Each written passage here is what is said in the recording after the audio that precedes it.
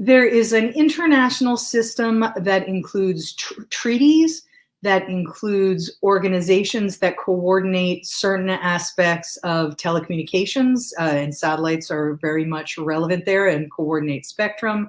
And there are international programs like the International Space Station, and there's practice, what's become a typical behavior. All of those factors affect space governance. There is not an overarching, integrated, all aspects of space governing international body. In fact, there's not even an overarching, integrated, all aspects of space organization in any given country. National regulatory systems are very mature when you're looking at telecommunications, and that applies to a significant proportion of satellite activity. They're communication satellites. So coordinating spectrum, managing television content, organizing internet backhaul, those functions that occur for terrestrial systems, those are applied to satellite systems as well.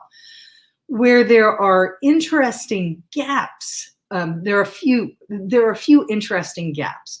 One is, for example, the US and other nations that conduct launches regulate launch activities. They are now having to regulate return activities now that we've got more launches returning to Earth.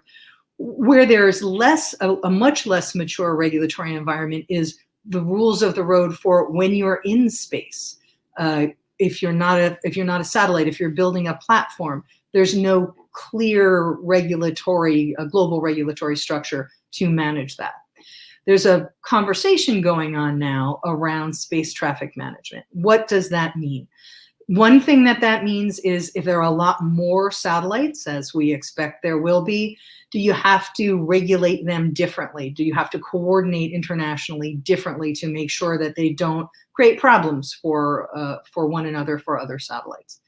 Another aspect of that is if countries or companies are going to do different things in space, build a platform and try to conduct manufacturing on that platform, as opposed to using the lab in the International Space Station or working on the Chinese space station. What kind of regulatory requirements does that incur?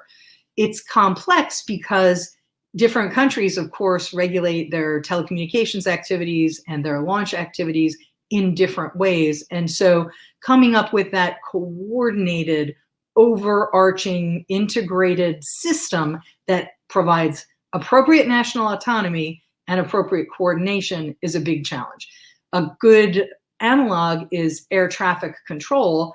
And in some ways, air traffic control is simpler because you're managing aircraft and airports, as opposed to managing satellites and platforms and manufacturing activity and human space flight and adventure travel.